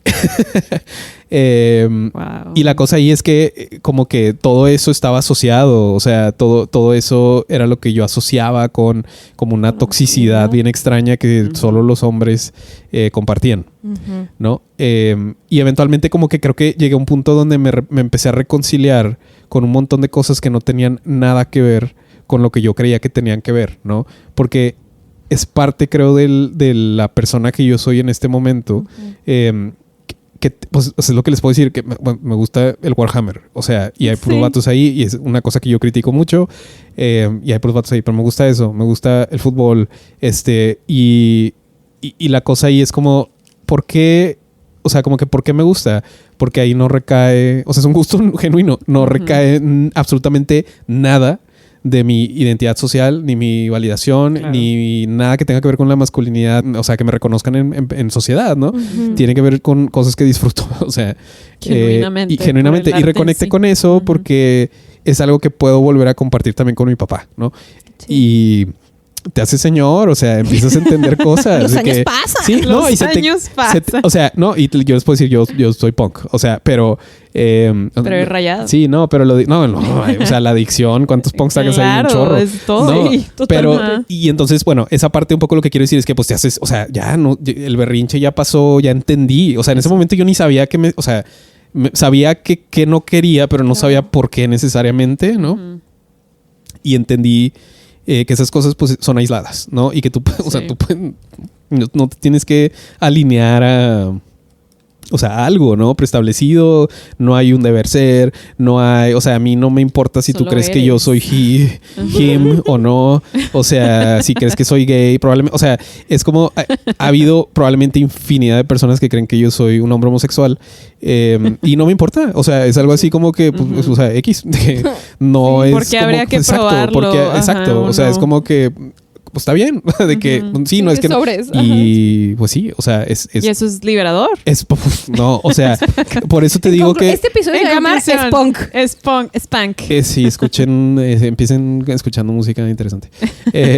No, y o sea, no te puedo explicar lo liberador que es no tener que sentir como esta presión de no me van a reconocer si no me comporto como esta tribu extraña que nunca entendí, la verdad, ¿no? O sea, de que nunca me sentí parte de eso y algo que, o sea, que me gusta recalcar de un poco esta historia es que tampoco me alienaron. O sea, yo me aliené solo. Eso es lo que quiero decir, ¿no? O sea, como que yo al observar y al ver y al entender la violencia y lo tóxico y el miedo que yo tenía de convertirme en una persona así, dije, es que ¿por qué tendría que ser eso? O sea, porque la única alternativa es, ¿eres eso o eres un perdedor o eres gay? Y por qué ser gay en ese contexto era exacto de que eres niña, eres gay, y es de que ¿y eso qué? O sea, mi hermana, mi mamá son mujeres y de que las admiraba mucho, ¿no? Y entonces decía, pues bueno, de que tampoco me importaría, como no sería algo malo, ¿no? Claro. No sería algo malo ser que te reconozcan como una persona gay o que te reconozcan como una mujer, y entonces es lo más liberador del mundo, porque claro, no tienes que probarle nada. Te deja de importar aparte de eso, o sea, de que ya no te importa, ¿no? Para nada. O sea, no es así como que de ahí viene tu estatus o tu validación. Y yo creo que muchos de estos chavos, y que la verdad yo le he comentado a Pau en otras conversaciones que ustedes no escuchan porque son privadas. Top secret. Que la verdad es que yo creo que, por ejemplo, en el caso de la serie de Adolescents, en ese personaje como del niño, ¿no? Y creo que ven estas cosas un poco, porque creo que como hay un episodio donde hasta le pregunta a la psicóloga así, que ¿tú crees que yo soy guapo o no sé, o algo así, ¿no? De que si eres atractivo. Eso. No, esos niños y que es morro. O sea, no, de que ni te preocupes por eso, ¿no? Pero a lo que voy es que yo sí creo que va a haber, o sea, quiero ser optimista. Creo que puede haber una oportunidad de que estas personas se cambien de opinión. Sí. Porque creo que están en un momento en sus vidas. Yo estuve ahí. O sea, yo lo entiendo. Amigos, están en un momento en sus vidas en los que tienen que enfrentarse a sus papás, no a las mujeres. Tienen que enfrentarse a sus amigos que golpean, a sus amigos que abusan de los demás, a sus amigos que les gusta el fútbol porque pueden ir a pelearse. A eso es a lo que se tienen que enfrentar, porque eso es lo que los está atando. O sea, no es una cuestión de que es que no me quieren. O sea, es que eso que te deje de importar, ¿no? Es una cosa como que yo creo que esa fase adolescente, yo tengo la esperanza, ¿no? De que eventualmente les va a dar cringe. O sea, era como cuando yo estaba en la prepa y todos eran emos y era de que ahorita que bueno, todavía hay emos orgullosos de ser emos. No, bueno, y está chido, o sea, de que está chido. Cada quien. ¿no? Y está chido. Pero sí, o sea, es una cosa que yo tengo cierto optimismo de que como están, digo, ya los que están en los 20s, 30s a lo mejor ya son un caso perdido. Sí.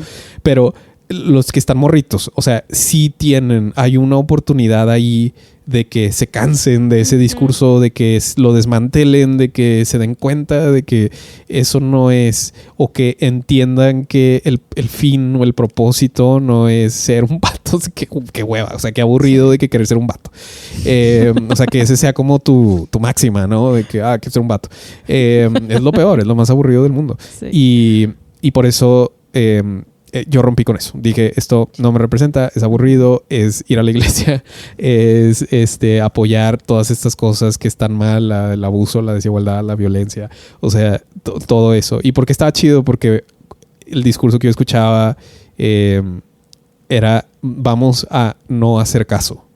Sí. Entonces, era así como que en la música incluso, ¿no? O sea, la música que les digo, o sea, si escuchas el punk rock, es de que sí, X que se escuche bien tronado, bien sucio, no importa, porque lo que importa es lo que estamos diciendo, ¿no? Y tengo que reconocer aquí también que, o sea, en esa onda o en ese movimiento, hay un movimiento fascista, o sea, hay punks que son fascistas y que son nazis. Sí. Y está bien padre cuando los antifascistas, ¿no? Se enfrentan a esas cosas en el mismo terreno. Y entonces era ¿por qué hay fascistas y todo? Porque es una música muy, muy violenta también. Es una música enojada. O sea, y es eso. O sea, cuando estás en esa condición donde están los hombres, ¿no? Los chavitos que están cayendo en el Red Pill y en la manósfera, están enojados. O sea, están enojados.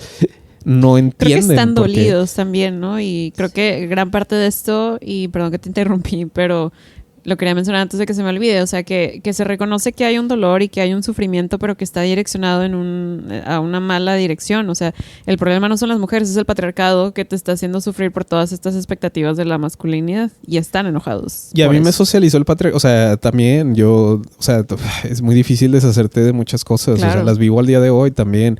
Son cosas que al menos ya cuando las digo, las pienso, las veo, me doy cuenta de que, no, espérate, de que no, así no es. Pero...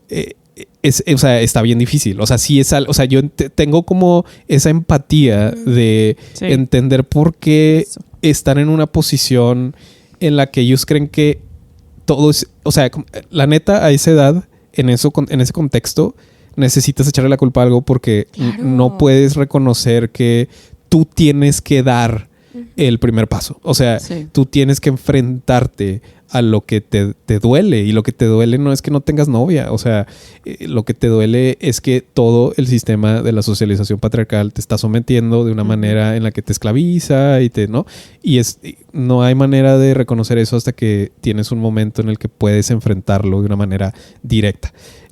Y siento mucha empatía, pues me duele, ¿sabes? Me duele porque creo que es una enfermedad que también nos traen las redes sociales, que nos traen la manera en la que consumimos los medios, y que estas personas ya no tienen necesariamente la necesidad ni la iniciativa de buscar una identidad porque te la estamos empaquetando y te estamos diciendo, mira, güey, no batalles, no, ni para qué uses el Google, o sea, aquí está, mira, toma, ahí está tu starter pack, ¿no? Y ya de ahí te puedes conectar con un chorro de cosas que, y empieza a veces con el fútbol, o sea, ¿no? Pero, o sea, sí te puedes reconectar con un montón de cosas ahí, que ya pues te llevan a meterte más al hoyo y más. Y entre más te metes, más enfermo estás. Quiero decir, más triste, más deprimido, más enojado, ¿no? Sí. Y te empieza pues a generar estos problemas, ¿no? Y desemboca en violencia, en suicidio, o sea, estas cosas que... Conductas de riesgo. Sí, exacto. Conductas de riesgo y te digo, y siento empatía, me da lástima y tristeza porque creo que yo estuve ahí no desde la parte tóxica, sino desde la parte del dolor. Porque crecer hombre en una sociedad donde los hombres son la idealización del hombre que tiene que dominar y tú dices, oye, yo no puedo ni levantar una pesa, ¿cómo voy a dominar? O sea, es doloroso. Claro. Y están en ese punto y no se han dado cuenta que ni siquiera tienes que levantar la pesa y a nadie le importa y no te debería importar a ti tampoco y puedes hacer otras cosas y, o sea, X. Sí, y ya quería terminar porque creo que resolviste todas las dudas y preguntas que teníamos, incluyendo las de nuestra audiencia. Pau, saludos. Con eso, ¿no? Yo me voy como, la conclusión que yo me llevo es, yo sé que yo participo también de un discurso que me gusta mucho reírme y humillar a la masculinidad muchas veces, pero creo que el momento en el que estamos es un momento de reconocer el dolor de los niños, sobre todo los más chiquitos, que pasan por este proceso y genuinamente, lo platicábamos antes del episodio, me preocupa porque siento que eventualmente vamos a necesitar como una política pública, un esfuerzo del Estado en precisamente hacer como, no sé, o sea, un esfuerzo conjunto social comunitario de que para que estos niños tengan referentes cercanos de otra cosa, ¿no? Porque de otra manera lo veo muy difícil en cómo pueden salir si no tienen referentes de absolutamente nada y si todo el mensaje que reciben es lo contrario, ¿no? Entonces yo creo que sí, como lo diría el gran meme, una dosis o una estrategia contra el universo anti-incel, lo vemos desde la experiencia que nos contaste, es como diría el meme, no sé si sacan el meme de lo que necesito es amor, comprensión y ternura. O sea, siento que sí, eso es lo que falta mucho en las infancias. A los niños se les socializa muy violentamente desde que son muy chiquitos y creo que eso va generando todos estos sentimientos, ¿no? Entonces yo me voy un poco con esa reflexión. Sí, y creo que, o sea, también a mí me gustaría decir, o sea, como al final, que a quién le importa ser hombre. O sea, es como esta cosa de no me importa, porque para mí, o sea, yo sé que esto tiene una connotación negativa. Hay muchos dolores de crecer y tener esta deconstrucción y el devenir y todo esto, ¿no? Y hay muchos dolores. Yo sé que si voy caminando en la calle y hay una morra que va enfrente de mí, me va a tener miedo y no me voy a ofender si se cambia de banqueta. Y, o sea, y está bien, lo entiendo. Y no te voy a hacer nada, pero no me ofende directamente porque entiendo la cuestión estructural sistémica. Pero a lo que voy con eso es un poco como... no, o sea... para mí es denigrante como en el sentido, más bien, tiene una connotación negativa, ¿no? Esta cosa de que te rechacen por ser hombre cisgénero heterosexual y así como voy a asumir que eres de que un macho. Uh-huh.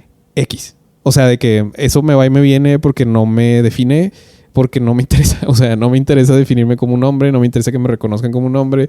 No sé necesariamente como cuál es realmente el significado de esa búsqueda y es liberador ni siquiera preocuparte por eso todos los días que te levantas. Uh-huh. Y eso es lo que, o sea, que hueva como que querer definirte en esos términos y creo que es muchísimo peor. Entonces, lo único que creo que quiero terminar diciendo es de que ¿para qué quieren que les digan que son vatos? O sea...